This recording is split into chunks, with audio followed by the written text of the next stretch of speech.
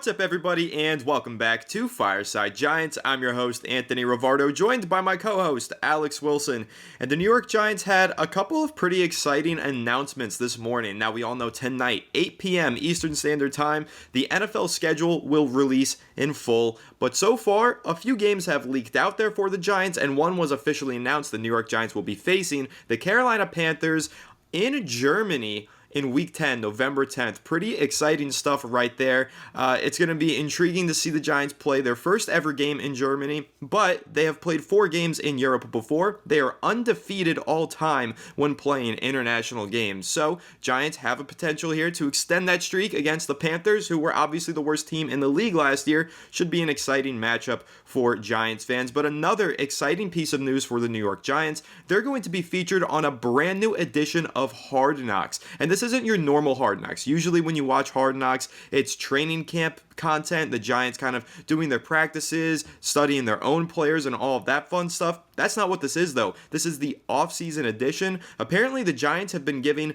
unprecedented access to NFL films inside of their front office since January. We're just finding out about it now, 5 months later, but the off-season edition is going to be content from January all the way up until June. So next month, they're still filming all of their front office stuff. So we're going to get a behind-the-scenes look at the Giants doing their free agency negotiations, going through their draft process, going through those coaching changes that they had, and it should be some really interesting stuff. It drops on July 2nd, which happens to be my birthday, so that's a pretty cool birthday gift for me that I get to watch Giants offseason Hard Knock on my birthday. So exciting stuff there, and we kind of just want to react to it and talk about what is this Hard Knock special going to look like? What does it mean for the Giants? And all of that good stuff. But before we dive into it, make sure to leave a like if you enjoy, subscribe to the channel if you're new, ring the bell so you don't miss an episode, comment your thoughts down below. If you're listening to Apple or Spotify, give us a 5-star review. Go ahead and follow us on all of our social media channels at Fireside Giants. Without further ado, Alex, how are you doing today, my friend? And how excited are you by this news regarding the Giants being on Hard Knocks and playing in Germany this upcoming season? I'll tell you what, I love the fact they're playing in Germany. Super cool to start expanding, kind of football across the world and get people involved and more fans, and obviously just grow the community of Giants fans and NFL fans in general. Just really great for the sport. But in addition, didn't see that one coming. Giants being on Hard Knocks. Now it's the off-season edition, so it's not the full season. What are we really going to see? Like, I know they say, and Anthony kind of said it, they unprecedented access. But what are the Giants going to tell them? Yeah, you can't include that. You know what I mean? That you can't show this. Are they going to show the Giants trying to move up to the 3rd overall pick? Because that would basically tell Daniel Jones they tried to replace him. You know what I mean? Are they going to show that footage? Are they going to show Wink Martindale storming out of the building? Are they going to show all of these different things that occurred that made the Giants either look a little bad or, maybe put their franchise quarterback in a little bit of a weird, awkward spot because they tried to move on from him? I think everyone kind of knows they tried, but are we going to see it on video film? That's the question. I am excited to see their process looking into Malik Neighbors, obviously the entire draft process in general. Really, really cool. That kind of insider access is super and kind of important to see how the Giants' strategy unfolds. And I think it'll give us a lot of insight into what they do next year and like how they go through these guys, like hints. Like, we know that guys that bring into the building on top 30 visits, traditionally they try to target them in the draft. That obviously is probably the case for a lot of teams, but maybe some things they asked them, some things they said, some things they said between themselves, and maybe there's some sort of trend that we can pick up on. But I do love the insider access. I'm going to be obviously locked into that, watching along with you guys, and we'll have discussions after every episode, what kind of happened, what we saw, what we didn't like, what we liked. But obviously, like, I'm more so interested in the big stuff. The film of, the whole Wink Martindale thing unfolding. I highly doubt the Giants let him use it. But that's kind of the whole point of it. You know what I mean? Like, unprecedented access, but you don't give us the best stuff. Like, that kind of would be annoying to me, at least. The film of them negotiating to try and trade picks. Are we going to see any of that? So, that's kind of where I focus. I love to see, going to get like Malik Neighbors and Tyler Nubin and doing all the process at the combine. Like, it's all really cool. But we've seen it 100,000 times. Every year we see it from other teams. Every year we see this, we see that. Like, I'm excited to see it, but I'm more interested in the juicy stuff. I want to get into the bone marrow of this stuff, not just the fluff and what the Giants want us to see, the whole PR campaign of them wanting us to show exactly what we want to see. So there's no negative stuff. There's only positive stuff. That's kind of fun to me. So what do you think about it, Anthony? I don't expect to see anything juicy from the Giants, just what they want us to see as usual. But maybe HBO, maybe they sign an agreement saying we get to show everything that we film, and you can't stop us from showing from showing it, because they're an outside entity, right? HBO is an outside entity. This is not NFL Films doing this. So what do you think about that? Do you think that we'll get any juicy nuggets, or do you think that we're going to be kind of, I guess, staved off from actually being able to watch anything of notable value? No, I think we're absolutely going to get notable value. This is Hard Knocks. This is not the Giants' own basically behind the scenes footage. When the Giants release their behind the scenes footage, obviously it's watered down and it's made with great PR teams in place to try and make the Giants look as good as possible. HBO doesn't have to do that. HBO is going to record and film these things. Obviously the team gets to sign off on things, but we always know that at every HBO Hard Knocks production, we've always seen things maybe slip through the cracks or be a little bit controversial or really push the line of what should or should not be shown. So I am pretty confident that we're going to get some very interesting nuggets. Now, you mentioned the Giants potentially trying to trade up to the number 3 pick. I doubt they spend a lot of time on that for the things that you mentioned. Obviously, like I said, Giants have a great PR team. I don't think they're going to throw their franchise quarterback under the bus like that and show that the team was actively trying to replace him. But they have to at least show something from it. I don't think we get the full scope of the Giants going through it and discussing Daniel Jones and wanting to move on from him. Nothing like that. But I think that there will be something in there about that potential trade that nearly happened on draft night. And I think there's going to be a lot of great nuggets. I think that we're going to see a lot of stuff from the fallout of the Wink Martindale situation. Maybe we don't see them move on from Wink Martindale. I doubt we see him blow up and curse out the team. That's not going to happen. But how about their reaction to it and going through the process of finding their new defensive coordinator? I think that will definitely be a part of what we see on the Hard Knocks special. And one of the things that I'm very excited to see, Alex, is behind the scenes of the team scouting. You know, we're going to see Joe Shane and Brian Dable and some of these other guys at the Senior Bowl, at, of course, the East-West Shrine Bowl game, at the Combine. That stuff is always really interesting to me, watching how the scouts interact with certain prospects, watching how the general manager kind of evaluates the talent. All of that stuff should be really, really exciting, and I think that we'll get some great insight on what the Giants saw in their draft picks, right? Because, of course, they're going to show extra time of them scouting Malik Neighbors and showing why they fell in love with him as a prospect and wanted to take him at number 6. And I think that'll help us get a better understanding of what they envision for Malik Neighbors in his rookie season and throughout his career with the Giants playing in Dable's offense. And that goes the same for some of these other mid-round picks. Like, we've talked a lot, Alex, about Tyrone Tracy Jr., running back out of Purdue, 5th-round pick. But we've also talked about how he's a very versatile piece who can play in a lot of different spots on the football field. Well, once we see this behind-the-scenes footage of Joe Shane and Brian Dable scouting him and discussing Tyrone Tracy, we'll get an even better understanding of how the Giants view that versatile skill set and what they want to do with it. So I think things like that are going to be pretty interesting nuggets. A lot of talking points can come out of stuff like that. So I am really excited for the scouting aspect of the behind the scenes, but also the Brian Burns trade. Now, we know that Pretty Ricky, he is the one who slid into DMs and broke the news early, but apparently the Giants had been working on that deal for a few weeks before it got announced. It was a long negotiation process. So I want to see that. I want to see what took so long, what took shape, how did the conversations begin, who initiated? Was it the Panthers that called the Giants? Was it the Giants that called the Panthers? Did it start to take shape at the Combine? Maybe there was a conversation between those two GMs. That's all the stuff that I'm really interested to see. So, what, Alex, when you think about those two aspects, the scouting and then that big blockbuster trade that the Giants made, what takeaway are you trying to gain from kind of those two aspects of the offseason period? Honestly, I want to see the process that goes behind Joe Shane making some of these big trades. You know what I mean? The process of saying, well, this is where we have a need, and also the entire concept of positional value that they addressed this offseason, right? Like they really went in the direction of let Xavier McKinney walk in free agency. By the way, following episode may come out later this week. I want to do a small little couple minute dive into Xavier McKinney's contract because I showed it to Anthony yesterday. His contract is the weirdest thing I've ever seen. Honestly, I don't even know why he signed that contract, because it's basically a 1-year deal. And if the Packers want to get out, they can get out and not pay that much. It's crazy. I was blown away when I saw that, just to see Antoine Winfield sign that like $21 million per season deal. I was like, wow, McKinney's contract makes zero sense to me. So I want to dive into that a little bit, and as to why the Giants moved on. And obviously they went a different direction. Free safety obviously not prioritized financially, went with Tyler Newman out of Minnesota instead.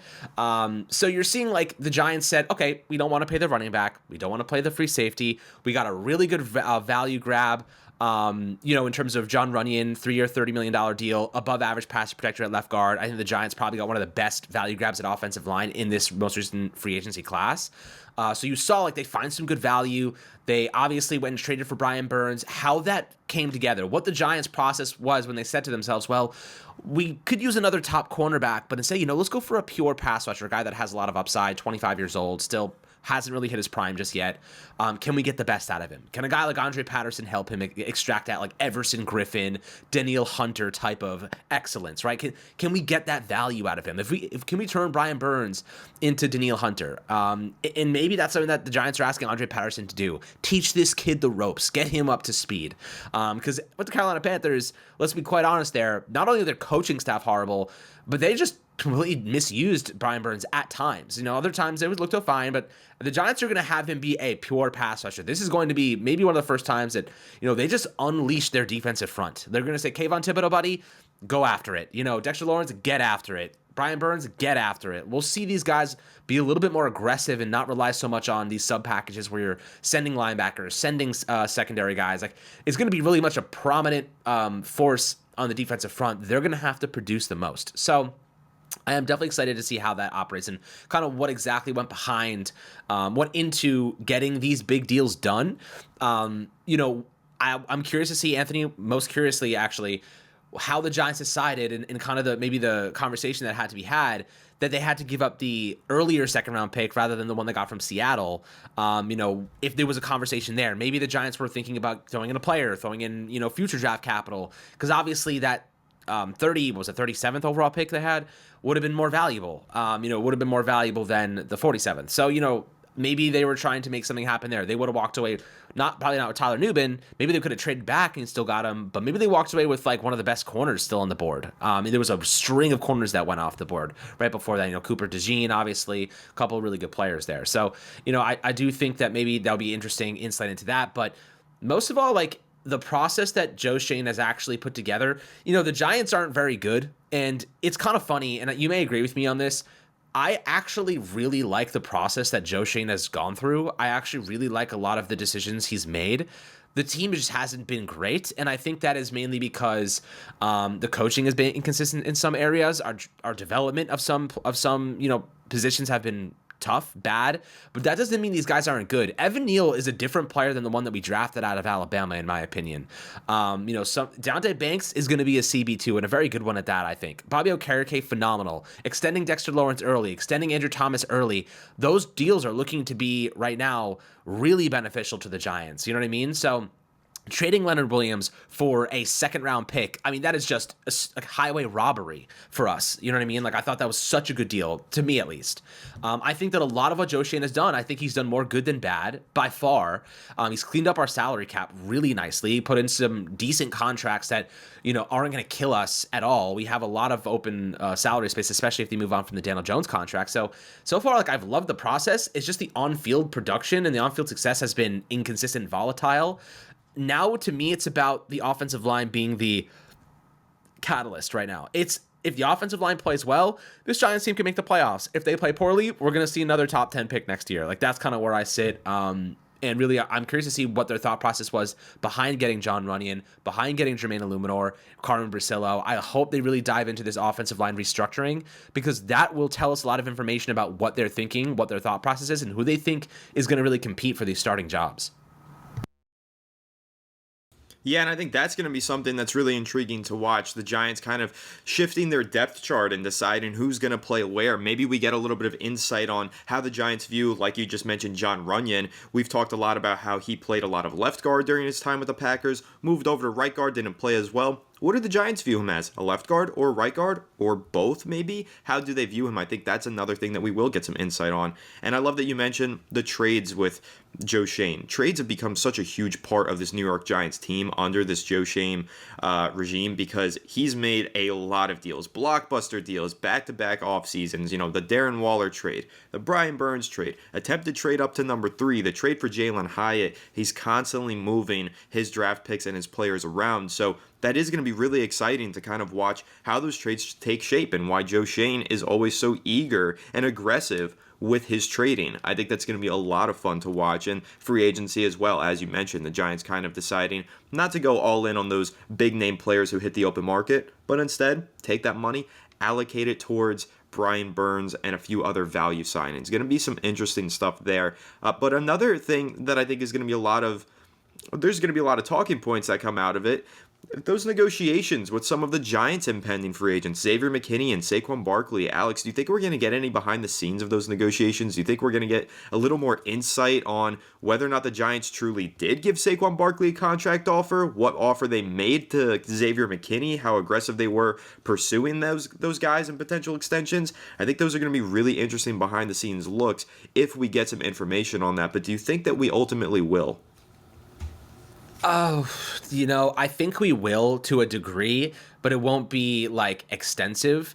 It's kind of funny. I think the Giants would have hoped for a much more boring offseason for this to happen, but instead, like, they had the most like controversial offseason with Wink Martindale's firing and that whole debacle, Daniel Jones and the narrative around him, Saquon Barkley going to the freaking Eagles, McKinney, like the Giants basically saying, yeah, we're not even offering you any. This couldn't have been a more eventful offseason for them to record this. Joe Shane's probably like, crap. Like, they have unprecedented access. They can put whatever they want on as long as they got it on film. And they didn't have a choice. You know what I mean? So it's like, not ideal for the Giants because this could end up becoming a very eye-awakening experience for a lot of fans, or it could be, wow, the Giants handled this pretty well. Like this, I think we're going to walk away from this saying, damn, like the Giants really just did not do well this offseason in terms of a lot of these situations, or we'll see them make a lot of good decisions and prioritize things and make the right, logical choices instead of risks that were unnecessary. So I think we're going to come out of this learning a lot about the front office, what their thought process and logic is for a lot of these moves. For the most part, I think it was good. I think there was some negative stuff, but a lot of it's been resolved. A lot of it's in the past now, and now we kind of look to the future. So I think that the way that it will progress will probably start a little hectic, but it'll get better as the show goes on in terms of the Giants kind of like correcting and learning from a lot of the mistakes they made earlier in the offseason. Yeah, that should be a lot of fun to see. I think that those negotiations and with those potential contract offers that we do or don't hear about, going to be really interesting. A lot of takeaways from that stuff. But Alex, another piece of news dropped while we were recording this. The New York Giants are going to be playing on Thanksgiving Day in Dallas against the Cowboys. How do you feel about that? I think that's kind of interesting. The first and foremost thing that I'm going to say is, damn it, why do the Giants keep getting so many nationally televised games? This football team is not good enough to be aired in front of the entire country on such a consistent basis. 5 nationally televised games for the New York Giants coming off of a 6-11 season. Not ideal in my mind. However, I am excited to sit down on Thanksgiving, put back some turkey, and also watch my New York Giants play. That should be fun. They're probably going to ruin Thanksgiving for me. It's usually how it goes. 2 years ago, they played in Dallas on Thanksgiving. They fought hard in the first half and then blew it in the second. Ruined my Thanksgiving. Put me in a bad mood. Forced me to pick up a couple extra beers after dinner. That's kind of how it goes with our New York Giants. But I guess it's kind of exciting that they will be playing on a holiday once again. It was kind of fun watching them pick up that or have that close game against the Eagles as well on Christmas last year. But, how are you feeling about the Giants playing on Thanksgiving and in general having 5 nationally televised games according to all the schedule leaks? Yeah, I mean, right now, looking at that Thanksgiving game, the NFL loves this one, right? Everyone, they know they're going to get the maximum viewership. Everyone tunes in. All the Giants fans tune in for the Giants. All the Dallas fans tune in to Dallas, no matter how bad or good our teams are. Everyone's always locked in. So, look, I have 2 things to say about this. Show up in prime time. You know what I mean? You have the opportunity to be featured on the biggest stage in football. Show up. Just show up. Like it's that simple. work hard, play hard, like the Knicks did yesterday, coming off that bad performance. They put in the effort, man. The little extra effort goes such a long way sometimes. The Giants just punch themselves in the face constantly in these primetime games. Don't make mistakes. Play clean football. Like, it's just discipline. So that's the first thing I ask. The second thing I say is, this is the sixth chance for Daniel Jones to prove that he can go in and win some of these primetime games. He has been historically bad in primetime games. We need him to, if this is his chance, if you're a Daniel Jones fan and you want to see him bounce back, this is where he has to do it. Not against the freaking Jacksonville Jaguars in Jacksonville in week 17 when the Giants are out of the... We need to see him show up in prime time football games and perform at an elite level against good teams. Dallas, they're going to be good next year. It's Dak Prescott's last season before he hits free agency. He has to ball. Micah Parsons, CeeDee Lamb, they're all going to be heading to free agency next in 2025. They need to ball. You know what I mean? This is a chance, or maybe Micah Parsons in 26, but you know what I mean. If Daniel Jones wants to prove that he can be a franchise quarterback in the NFL, he doesn't have to do it against Arizona in week 2 against one of the worst teams in the game. Arizona had a better draft pick than us, and people referencing that game. He has to go into freaking Arlington, Texas, and beat the brakes off of the freaking Dallas Cowboys to convince me that there is hope that he can be a franchise quarterback on this team. That is what good players, that is what great NFL players do. They go and they compete and they win on the biggest stage. That's the challenge to Daniel Jones. And I think that if you're a Daniel Jones fan, that should be what you're challenging him to do as well. Not just look a little better, have a couple extra stats, but go into big primetime games and freaking win and perform and play well and don't make dumb mistakes and don't turn back the clock to his early years when he was running out of the pocket, fumbling the ball and making dumb interceptions. Play clean football, stay disciplined, win football games. That is what everybody wants to see from the guy. That is what he needs to do to prove to us that he can still actually be a franchise quarterback. If he can't do that, that'll be everything we need to know. So, why do the Giants have a lot of primetime games? It sucks because we're not that good. Maybe we'll be better. But this is going to be everything we need to see. If Daniel Jones performs well, maybe there is still hope. If he doesn't, we're going to have all the information we need to say it's time to move on. I think that this season will be a very telling source of it. It already hasn't been over the last 5 years of what the future of this team is going to look like at the quarterback position. So that's kind of my last take on the Thanksgiving match. It really is just imperative for some of these big players, not just DJ, by the way, every single big player, Brian Burns, Kayvon Thibodeau, Dexter Lawrence, Malik Neighbors, step up and perform at a high level. It's a team effort. It's a team sport. Everyone's got to play well, but it starts with the quarterback to me. Yeah, no, I'm in complete agreement with you, man. It's going to be super important for these players to show up and play on these primetime and nationally televised games. I can't keep saying primetime because some of these games are not in primetime. I think the Giants Cowboys one is an afternoon game, but it's nationally televised. Same with the Panthers game in Germany, nationally televised, but not in primetime technically. But one of the things that I'll say is I am surprised that the NFL decided to put Giants Cowboys on Thanksgiving. They did it 2 years ago, and it wasn't necessarily the best game. Again, it was competitive in the first half. Not very close in the second half. So just surprised to see the NFL go back to that well once again and put those two teams back together on the national stage is a little bit of shocker to me. But again, should be interesting. Who knows? Maybe the Giants will pull off an upset on Thanksgiving and it'll be really exciting. Maybe the Giants will be great this year and they will be the favorites going into that game for all we know. Obviously, that's not what we're expecting, but it's totally possible. But yeah, man, it should be a really interesting offseason once we get into July, right before training camp. We get that behind the scenes look through the Hard Knocks offseason edition. That should be a ton of fun. And of course, tomorrow or later tonight, and tomorrow we'll be reacted to it. Giants schedule will fully be out and we'll have our breakdown and I guess probably our record predictions on that as well. So stay tuned. But yeah, and any closing thoughts, Alex, on what we're going to see throughout the rest of this offseason in terms of what we're getting from the schedules and any other takeaways that you're looking for from this upcoming HBO Hard Knocks special? Honestly, not really. I'm just excited to see kind of some of the inside stuff. Hopefully we get some juicy nuggets. And then, we start off the training camp good and clean and healthy. And, that's really the most important thing, staying healthy during the summer because those training camp injuries, I mean, we've seen them happen every single year. Darren Waller with the hamstring stuff. And, Barkley's had a couple issues. They got these guys, I remember Kayvon Thibodeau was a rookie, missed a couple games to start the year. We need these guys, especially Neighbors, keep these guys healthy.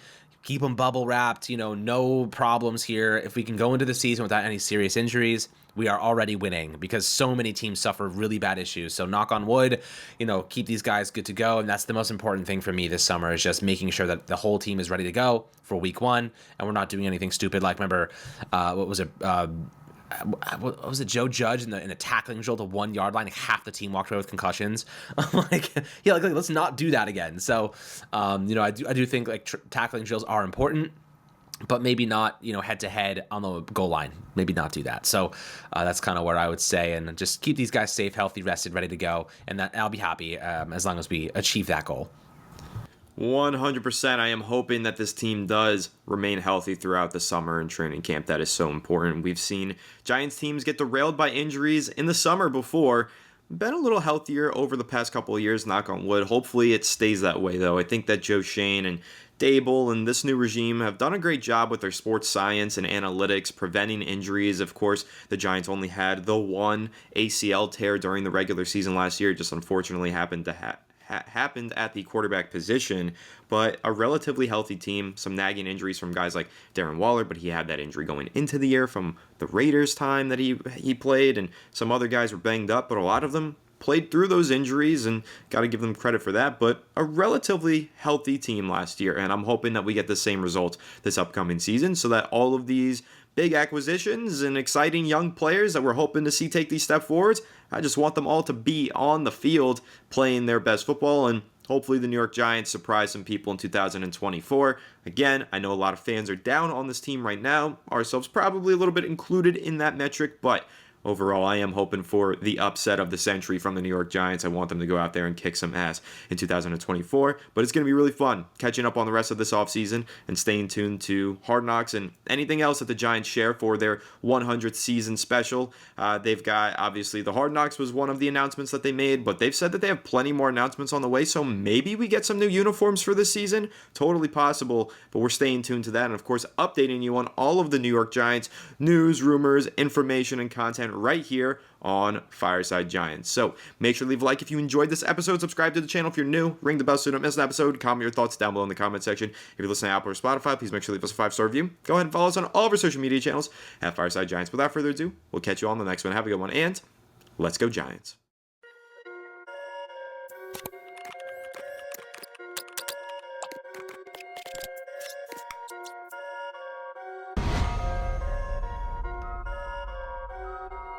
Perfect.